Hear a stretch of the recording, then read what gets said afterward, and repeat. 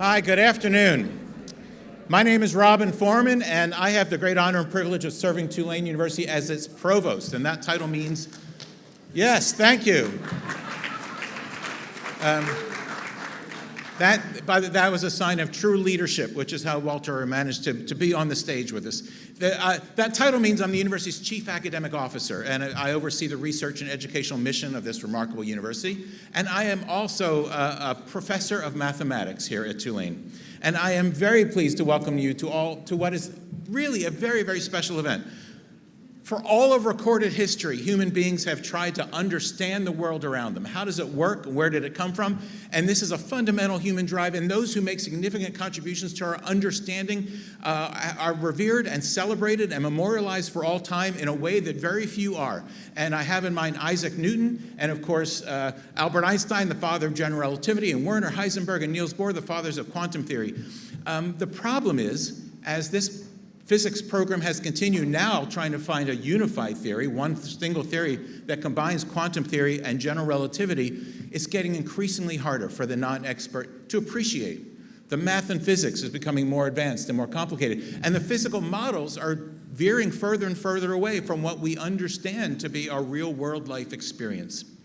And one of the dominant theories in physics now is that we can make things work we can get rid of some of the mathematical problems of bringing these theories together if we think of our universe as not being 4 dimensions, 3 space dimensions one time, but rather being 10 dimensions. That there are 6 dimensions tied up very tightly with very precise mathematical properties that we cannot, as of yet, experience. The study of this model of physics goes under the broad label of string theory. Our special guest today, Brian Greene, is a professor of mathematics and physics at Columbia University. He's also the director of the Columbia Center for the Study of Theoretical Physics. He is one of the leaders in the study of string theory and has made several fundamental contributions. I want to actually mention one very briefly. Physics is one of the fundamental ideas of physics is symmetries. If you look at the model from this direction and you look at the model from this direction, you're calculating the same thing, so you should get the same answer. Well, this has profound implications for those 6-dimensional objects that are attached to the universe, and suggested that they would also have kind of relationships between each other. These objects had been studied by mathematicians for decades, and no one ever imagined these properties existed. And many of the most exciting developments in mathematics over the last 30 years have been the result of an effort to understand and mathematically verify and generalize these, these prophecies from physics. And this field, Professor Greene was one of the founders of this new exciting subfield of mathematics, which goes under the name of mirror symmetry. But I know that most of you are not here because of your excitement about his fundamental paper in mirror symmetry, although I wish there were more of you, but rather because of his consummate skill as a tour guide for non-specialists who hope to get a glimpse of the frontiers of physics and the furthest reaches of our universe.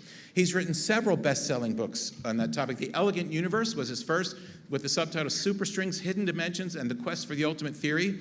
Then The Fabric of the Cosmos, followed by a board book for all ages, Icarus at the Edge of Time, then The Hidden Reality, and most recently, Until the End of Time, Mind, Matter, and Our Search for Meaning in an Evolving Universe, which is the title of today's session. And these books have all had a life that extends far beyond the bookshelf. Icarus was adopted into orchestral work that was performed at Lincoln Center. Professor Greene has hosted 2 Peabody and Emmy award-winning series for Nova. He co-founded the World Science Festival, and Lightfall, a theatrical exploration of general relativity, was presented at the World Science Festival and then was broadcast as a national special on PBS. And Professor Greene himself is a frequent television guest in a variety of settings, including several appearances on the Stephen Colbert Show, and he played himself on The Big Bang Theory. But I've got to say, and I think the reason why the room is so packed is in his books and his appearances, Professor Greene communicates physics with the profound depth of an absolute expert, along with a remarkable clarity, warmth, humor, and enthusiasm. His work has allowed millions of people to be excited, to join in the excitement of the theory, and to be inspired by the beauty of the universe and the extraordinary progress in our never-ending endeavor to understand. The session will be moderated by Walter Isaacson. Walter, I know, needs no introduction, but let me just say, having served as editor of Time, chair and CEO of CNN, and president and CEO of the Aspen Institute, he finally found his true calling when he came to Tulane and joined us as a professor of history at Tulane.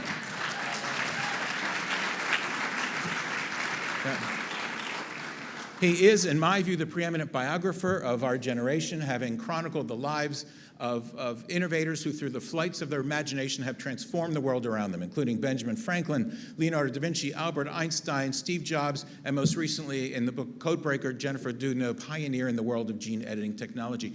And while Walter is chronicling the accomplishments of the past, he is increasingly writing a blueprint for the future. Those of us who work in innovative settings, such as universities and Silicon Valley startups, are increasingly looking to Walter's books for insights on how to create environments that better foster creativity and transformative innovation.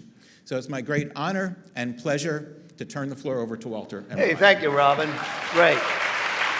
After that, yeah. I want to thank Brian and Tracy Day, his wife, because they're inspirations for this when they started the World Science Festival, which you should go look up online. It's a wonderful virtual and place-based event, and it's a great place to learn about the excitement of physics. So, Brian, let's start at the beginning. Well, 13.82 billion years ago, it was a dark, stormy night. Yes. Yeah, I mean, if you really want to go to the beginning, it would be the Big Bang. It may have been the beginning of everything. It may have just been the beginning of the part of the realm that we inhabit. That's still an open question. And perhaps it's the question I'm asked most frequently, which is, what happened before the Big Bang? What happened does that before the question make universe? any sense? If space-time was created by the Big Bang, that there'd be anything like time before the Big Bang? If that description is correct, then you're right. It wouldn't make any sense, because if time came into existence with the Big Bang, then the very notion of before wouldn't have meaning. I mean, it sounds like a sensible English question, what happened before the Big Bang, but it may simply be meaningless. Maybe like asking, how do you go further north than the North Pole, right? It's a question you can ask, but it's meaningless. But it could also be that there was a whole realm of reality before the Big Bang. The Big Bang may have simply been an interesting and important event, certainly vital to our existence, but it may have taken place within a realm that has been around a long time before, maybe even eternally before. So space-time could exist before the universe did? It could be that space-time as a whole could exist, and what we experience as the space in our local environment, which of course is all that we can see, it's pretty big, but it may be a small part of something much larger. The analogy I like to use is the universe could be like a big block of Swiss cheese. And our universe may just be a little hole in the cheese, an expanding hole, a hole that's filled with particles that sometimes coalesce into stars and planets and people, but it may be one part of this grander whole that may exist eternally. You know, the notion that a fabric, as you put it, of the cosmos could exist, a fabric of space-time. There's a thought experiment that I've never been able to figure out, partly because Newton couldn't figure it out, I don't think, which is Newton's bucket. Yeah. Why don't you describe that instead of me making a hash out of it? Yeah, no, Newton struggled with that very question, which So I don't is, feel bad, yeah. Yeah, absolutely, no. You should feel good, even struggle with it at all. But Newton wondered whether space was a real thing. Right. You mean just like, material objects in the real world, we can grasp them. We know that they are real. He wondered whether space, which you can't grasp, nevertheless, might it be real? Mm-hmm. And the experiment that he asked people to think of was this. He says, look, I won't use the bucket, but let me just use, 2 rocks with a rope. It's the same idea. On Earth, if you spin a rope with 2 rocks, the rocks pull outward and the rope will become taut. And Newton said, would that happen in the depths of empty space if there was nothing else around? Because he said, look, what in the world would the rocks be spinning with respect to? On Earth, the rocks are spinning with respect to you, me, the ground, and so forth. There's a reference point for even defining what spinning means. He said, out there in space, would it still happen? He believed the answer was yes. And if it is yes, you then have to answer the question, what are the rocks spinning with respect to? And the answer that Newton gave is, they are spinning with respect to space itself.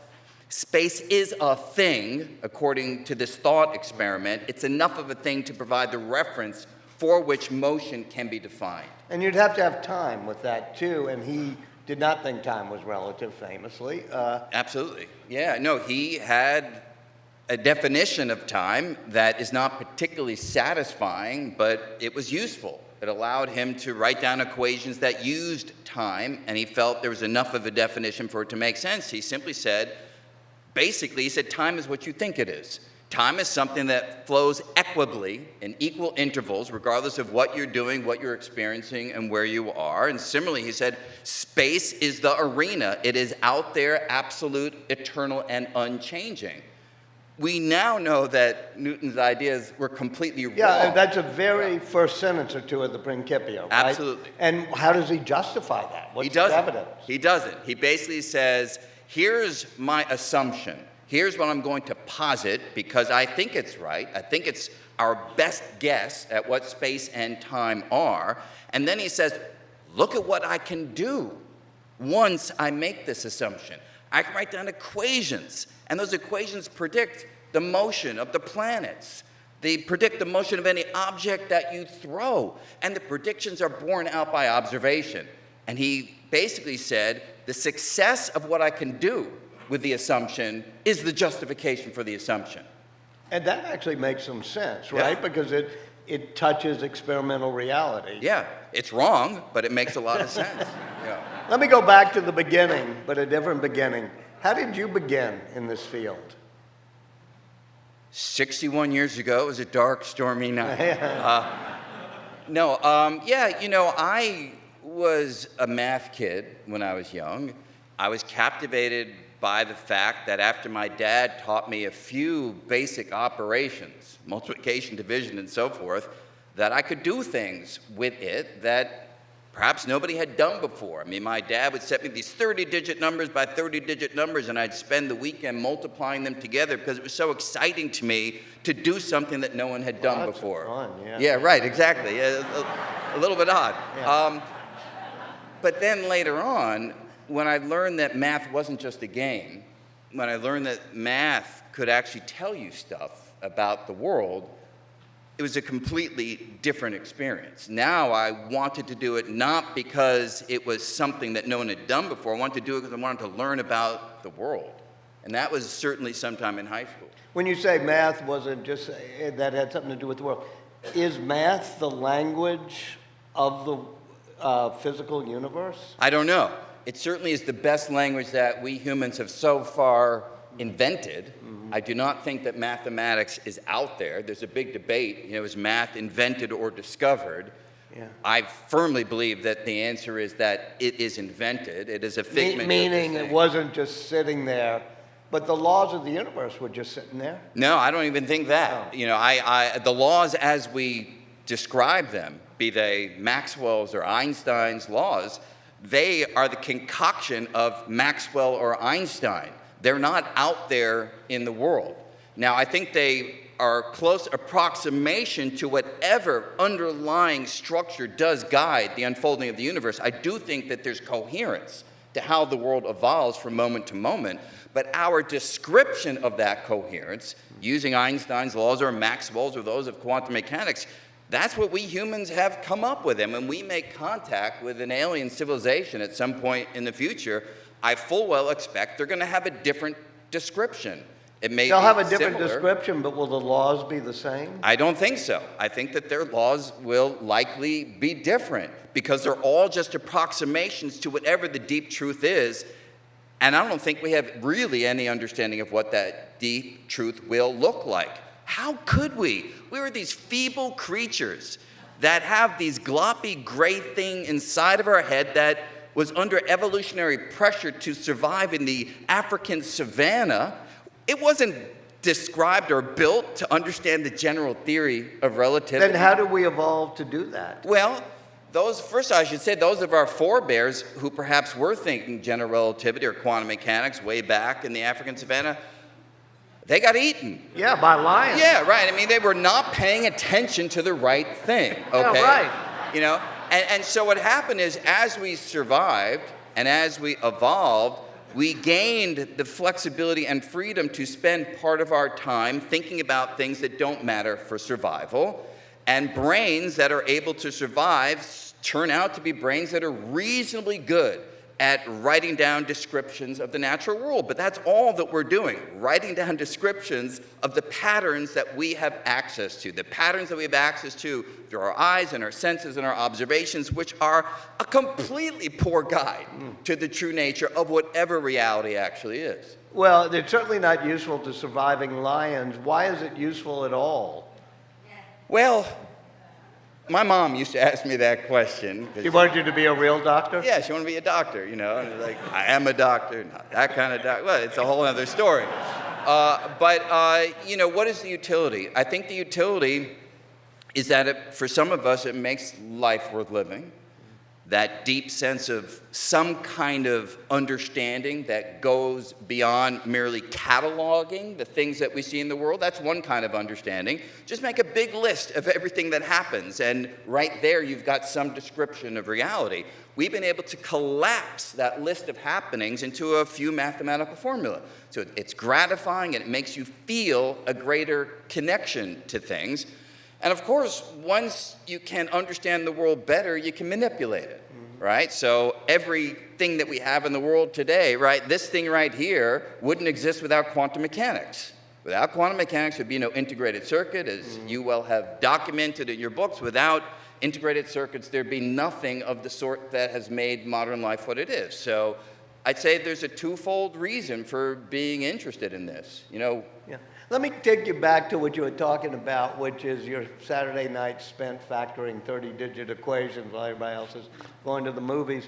How did you end up then doing physics? And also, in a broader sense, after Oxford, I think you decide your mind broadens in how you're going to do it. Yeah, I mean, I you know, in high school got captivated by physics. I mean, there was really a single moment when the teacher had set us this problem of, it was a piece of chewing gum attached to the ceiling with a baseball on the end. And the question was, as the baseball swings and the chewing gum stretches, can you calculate the trajectory of the ball? Right. And when I finished the calculation, I remember I ran down the hallway to show my dad, look, this is what happened, you know, because it was just amazing to me that you could figure things like that out without doing an experiment, without touching anything, just using the equations. So that propelled me to do physics in college, and you're right, when I was a graduate student at Oxford, it was just at the time, as we heard in the wonderful introduction, when this field called superstring theory was just really coming of age. And because I was on the more mathematical side of physics, and this field needed mathematical insight to get it going, I was able to make contributions early on that were gratifying and exciting, but it certainly never felt to me enough. It felt to me like the reason I'm doing this is not just to understand like quarks and quasars for their own intrinsic interest. I'm doing this because I want to understand what it tells us about us, what it tells us about our place in some kind of cosmic order. And that certainly drove me to spend certainly part of my time doing other things. A lot of the people I write about, including Einstein or whatever, their greatness comes because of the breadth of their interests and liking the humanities as well as the sciences. When you went off to Oxford, did you have that opportunity to study things like philosophy or whatever that change how you do things? Officially, no, but in practical terms, yes. I mean, I was going there to study under the great Roger Penrose in the Mathematical Sciences Institute.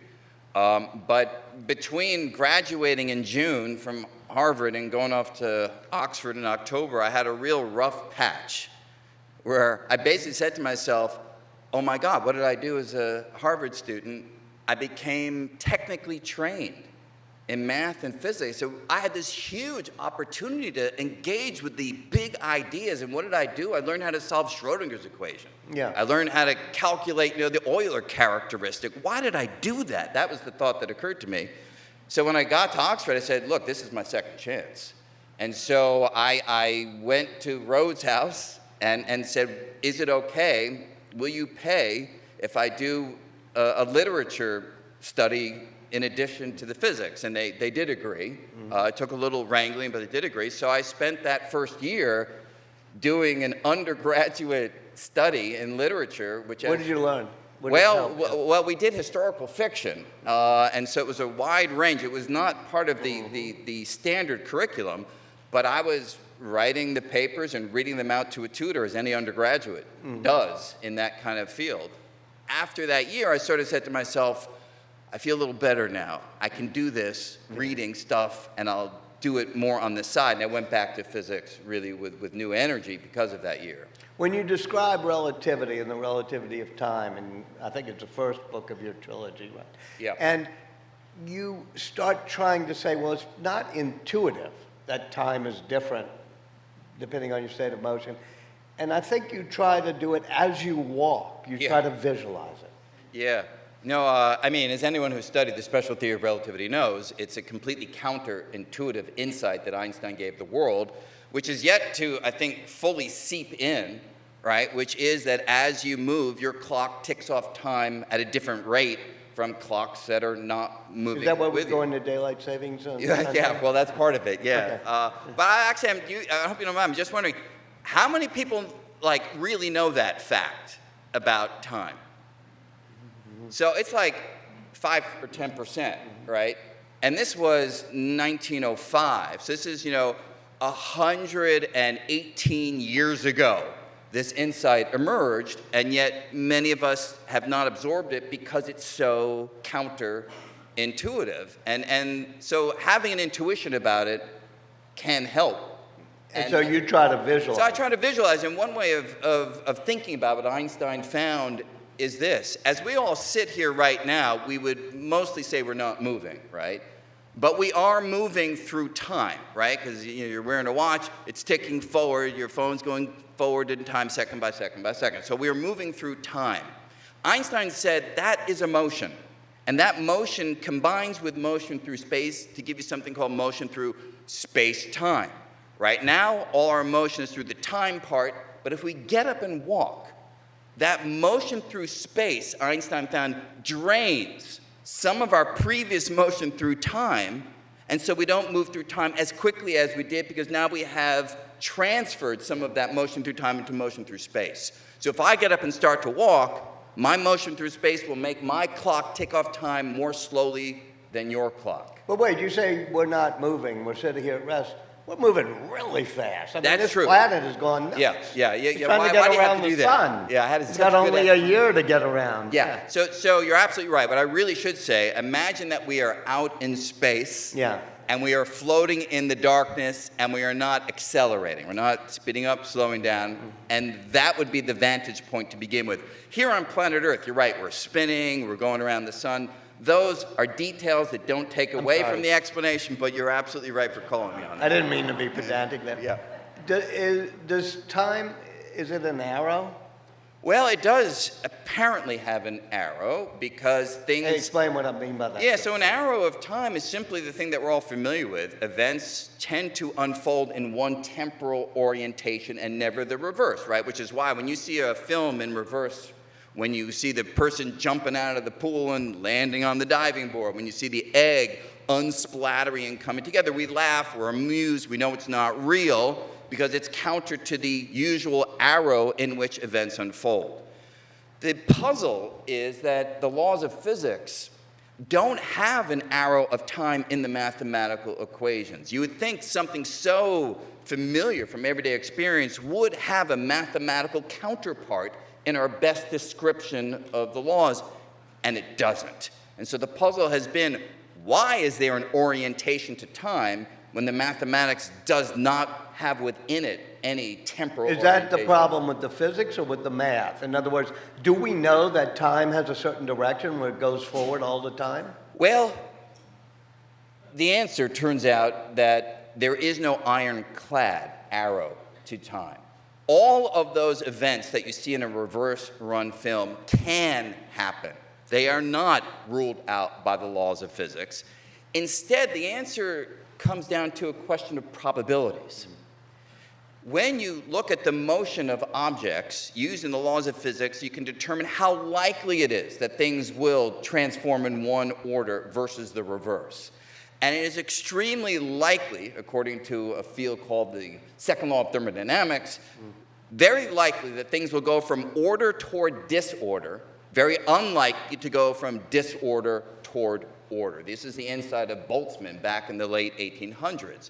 So when an egg is splattered, you're going from orderly egg to disordered detritus. That is the good direction that the arrow of time uses. The reverse run film is going from the disorder of the detritus back to the orderly egg. It's just unlikely, but not ruled out. In fact, if you wait long enough, the laws of physics say that will actually happen. Have we ever had an observation of that happening? Not on a macroscopic scale, but if you go down to the microcosmos, you can't even tell the difference between forward and backward run films. If I've got a couple of atoms in a box and I show you a film, you won't be able to say, oh, you're running that film backwards, the way you can with the egg. And so clearly it's an issue of how many particles are involved. The egg, a lot of particles involved, and that accentuates this entropic arrow to time. The microworld, if there are only a few particles involved, virtually indistinguishable. So it all has to do with complexity versus simplicity in terms of the number of ingredients involved. So in theory, we could time travel not just forward but backward. Well, I wouldn't call this time travel. This is temporal orientation with time doing what it ordinarily does. If we're talking about time travel proper, it's better to go back to Einstein and relativity, because as I mentioned before, if I start moving, my clock ticks off time more slowly. And imagine I go out into space for like a year, traveling near the speed of light. Turn around and I come back. My clock will have been ticking off time more slowly than yours, say. So when I come back, it may be a year later, but your clock and you, physiologically, everything, maybe 10 years later, 1,000 years later. Einstein gave us a blueprint for how to travel into the future, arbitrarily far into the future, depending on how close you can get to the maximum speed, which is the speed of light. And you do that even in a children's book, the Icarus Book. Yes. Where he goes to a black hole and travels. Explain why you did that book and what it was about. So in the introduction, you kindly mentioned a children's story I wrote a long time ago, Icarus at the Edge of Time, and basically it takes the old myth of Icarus, which I never liked much. Remember, it's about a boy. His dad says, you got these wax wings, don't fly too near the sun. He goes against what his dad said, the wax wings melt and he dies. And it always felt to me that was basically the ultimate story of social control, right? You don't do what the authority figure says and you pay for it with your life. That's how that story struck me. So I felt like I wanted to rewrite that myth, and it was ripe because science gives an interesting version. So in this story, a boy flies a ship near a black hole. Dad again said, don't do it, same kind of idea. And then Einstein kicks in, because not only does time elapse more slowly if you're moving, but also if you hang out near the edge of a black hole, time also elapses more slowly. I mean, in Interstellar, do you remember, not the stuff about, love is the fifth dimension or whatever, that's all fun stuff. But Matthew McConaughey goes down to a planet near a black hole. He comes back to the mother's ship. He's aged just a few hours, but on the mothership, his co-worker is aged 23 years, right? Because again, the time warp. And that's what happens in this story, which is before Interstellar, let me just tell you. So the boy goes near a black hole, spends a couple hours, and he comes back, and it's actually 10,000 years into the future. And this is really what would happen. This is not nonsense. And the story is about, having to acclimate to a new reality based upon your fearless drive into the unknown, not paying for that journey with your life. The other very unintuitive 1905 theory of our friend Dr. Einstein is quantum theory, quantum mechanics, and it basically says that there's a fundamental uncertainty, non-determinism, at the heart of existence. How does that reconcile? Can it be reconciled with relativity? And what does it mean? Yeah, so the other theory, of course, is quantum mechanics, which you're absolutely right. It was one of Einstein's other papers in 1905. It's actually the paper for which he won the Nobel Prize, not for relativity, where he launched the quantum revolution. And it wasn't his insight, but it was the insight of Heisenberg back in the 1920s, about 20 years after Einstein's initial paper, where Heisenberg showed that this quantum mechanical description of the microworld has a property completely unexpected based on anything that had happened in science before, which is that there are qualities of the world that you can't nail down with total precision. In particular, you can't talk about the momentum, the speed of a particle, and its location. You can't know those features simultaneously. Does that mean you can't absolutely predict things? It says that the kinds of things that you can predict are different from the kinds of things that you thought you could predict based upon a Newtonian worldview. Newton says, what is reality? Well, reality is where things are and how they're moving, down to, say, the smallest, most fundamental ingredients. You give me that, according to Newton, you've given me everything. So if you, according to Newton, if you know every particle and the way it's moving, you know 50 years from now whether or not I'm going to drink a cup of coffee. Absolutely. You can, in principle, according to that perspective, predict everything. And if that's not true, does that mean we don't know what we're going to be doing next and we have some free will? Well, it's one at a time. Start with the first one. So for question number one, the answer is yes. I would agree with that statement. Once quantum mechanics comes along, we learn that the best we can ever do is predict the probability of one or another outcome. Gone are the days in which you can say, this is what will happen. Now we have to simply say there's a 30% chance that the electron will be there, a 70% chance that it will be over there. And that's not a failure, according to quantum mechanics, of our understanding. It's just how the world works. And worse yet, it says that our observation of that particle will fix it, sort of. That's right. So then, if it's 30% chance there and 70% chance there, what happens next? Well, the next thing is when you measure, when you observe the particle, it's either there or there. And the conceit is that the act of observation, in some sense, caused this nebulous, probabilistic haze of possibilities to ante up and choose one outcome or the other. But that makes no sense. It makes no sense. I agree. And this is the gaping hole in quantum mechanics. And I should say, if you're talking to somebody else right here, there are different opinions on this. There are some people who'd say, no, this is not a hole. We fully understand it. I think they're really quite confused. But, that's... Wasn't there a great phrase, anybody who understands quantum mechanics doesn't? Well, in the early days, Niels Bohr said, anybody who doesn't get dizzy when they think about quantum mechanics doesn't understand it. Yeah. And maybe there is some truth to that. But I do think it's an unfinished theory that still is in need of answering the very question that you asked. How is it that the observer has this impact on the external world? And I think the answer is far more prosaic than this description suggests. It's not the observer, it's not you or me that matters, it's simply environmental interaction of any sort coaxes the world into a definite state. But I can't make that statement precise. Is that how Schrodinger's cat will survive? Well, Schrodinger's cat is an interesting example where this weird blending of possibilities is scaled up to the macro world. If I tell you 50% chance electron there, 50% chance electron there, you might say, okay, it's electrons. They behave weirdly differently than I'm used to. Perhaps it doesn't bother you that much. But Schrodinger says, what if that electron is in a box with a cat, and if the electron's over there, the cat lives, but if the electron's over there, it sets off some poison and the cat dies. Now if you got 50-50 position of the electron, you seemingly have 50-50 mixture of a cat that's dead and alive. And that's harder for us to make sense Really of. hard, yeah. And so what do you do with that? Well, you struggle and you say words like, well, the environmental interaction, your observation or mine or the air in the box coaxes one definite reality through that interaction. But if you want to make that precise, I don't think we can as yet. So I do consider this still to be an open question. Now, I'm happy to go to your free will question if you want, but I don't know if you want to go that. Yeah. Well, you have no choice. You I have no free choice. will. Yeah.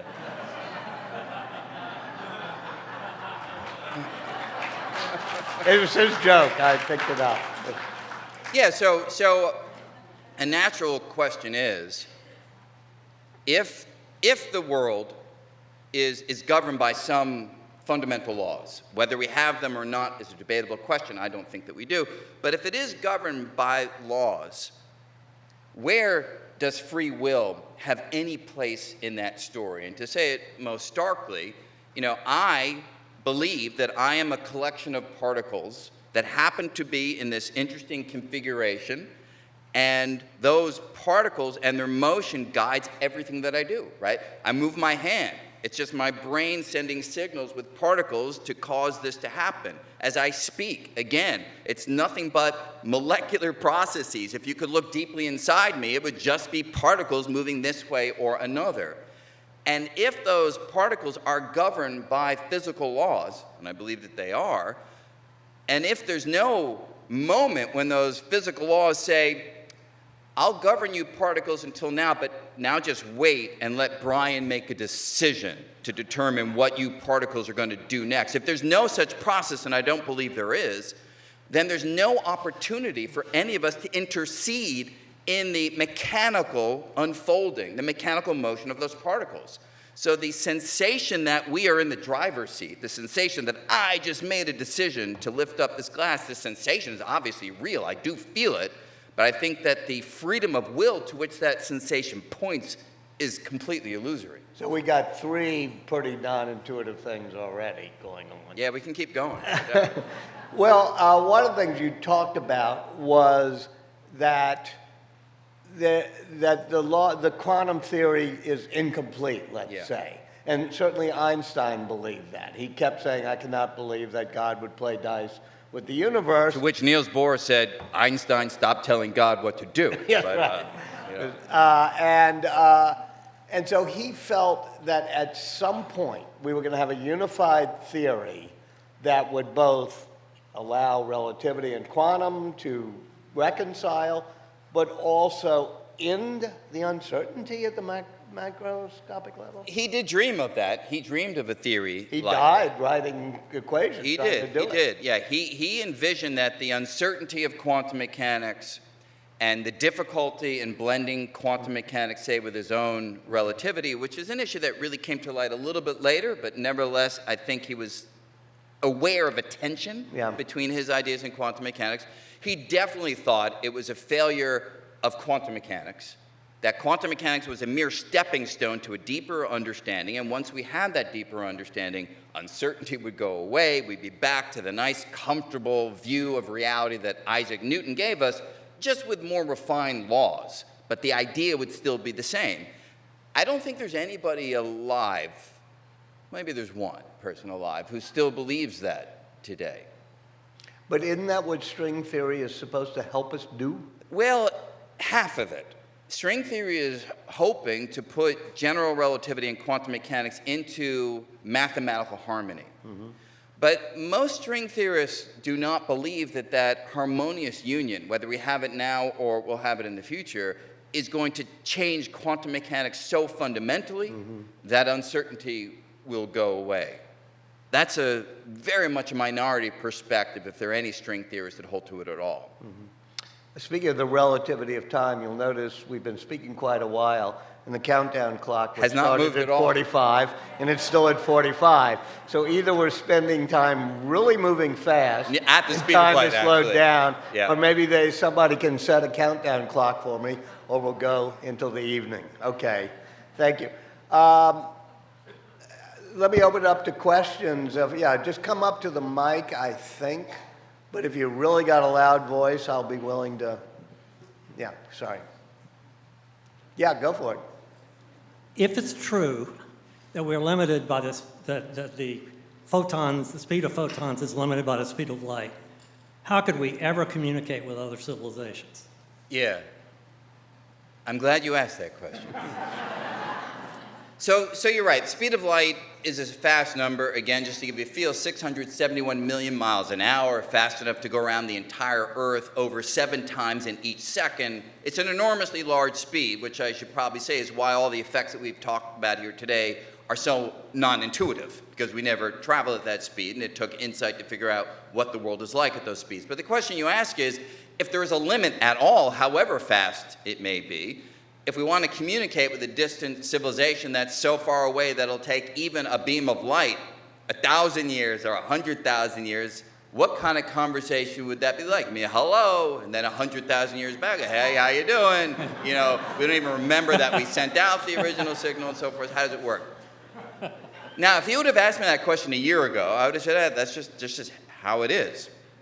But now I can say something else, because, should I say this? I get it. This is just like a off the record, right? You know, here's the fact.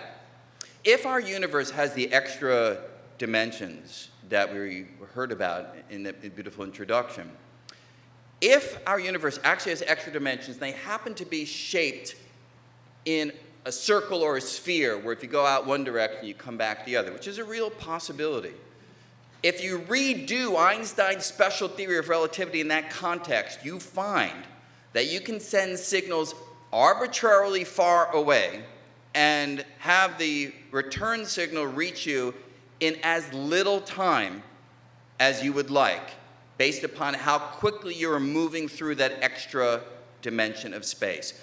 Because now there are two trajectories. You can send the beam of light straight on, or you can send it spiraling around the other dimension. And as counterintuitive as it may sound, if it does this spiral motion, it can get there before the straight signal. In other words, you can send signals faster than the speed of light, arbitrarily faster than the speed of light. And that's completely unexpected. If Einstein was here, we could explain to him, this is a paper of mine with a few colleagues, I could explain to him in a nanosecond. He'd be like, why didn't I think of that? You know?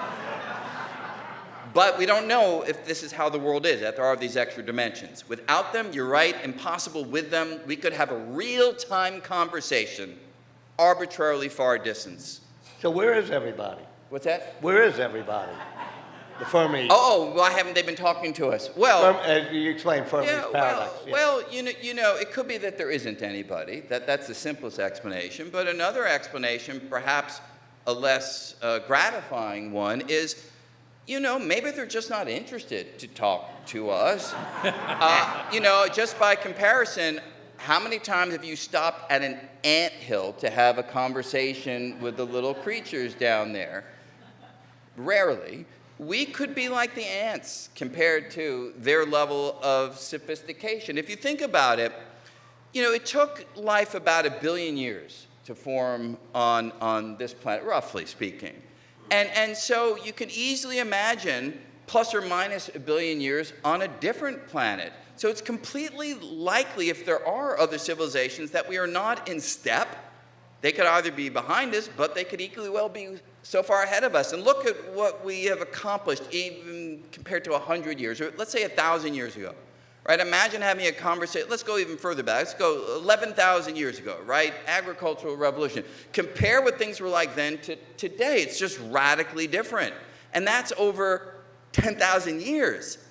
Imagine 1 billion year separation. So if they're 1 billion years ahead of us, they're like, oh my God, let them catch up. We'll talk to them a few billion years from now. I have to say, after the last 5 minutes of answering those questions, I'm just barely hanging on because my brain has been so blown. This is really terrific. So I also want to thank you. I'm a pediatric neurosurgeon, and for calling my life's work gelatinous gray goo. So thank you for that.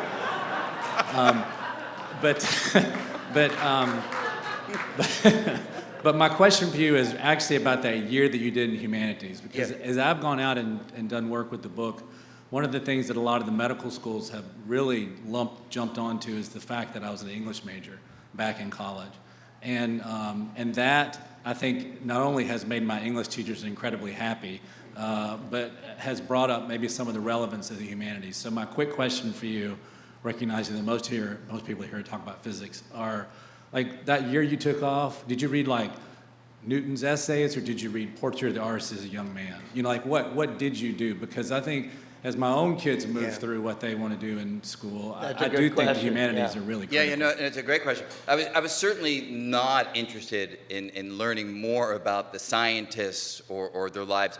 I was absolutely going in the direction of the great books. Again, you know, the particular curriculum I have is historical fiction, but yeah, it was a time when I read, you know, Don Quixote and Madame Bovary, and you know, that's where I was.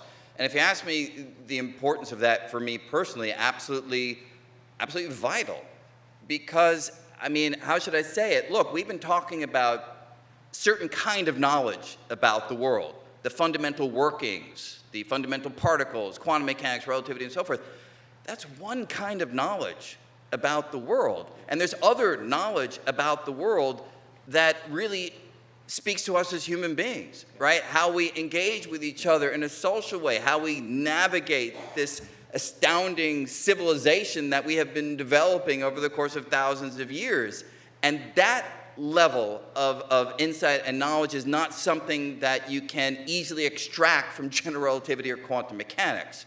And so it's really putting those two together, I think, that gives you a chance of having a deeper sense of what the world and what our place in the world actually is. Yeah, terrific. Yes, Thank ma'am.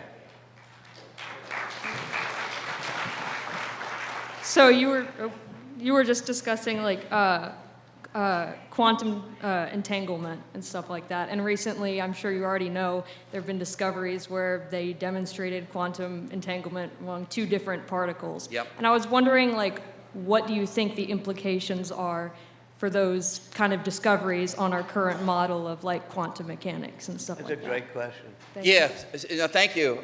So I think the heart of quantum mechanics is indeed this property called quantum entanglement that we didn't have much time to talk about, which is this fact that a particle in one location and a particle at a distant location can somehow act as though they are one, regardless of how far apart they are. You do a measurement on one, it seems to have an impact on the other, even if they're on opposite sides of the universe.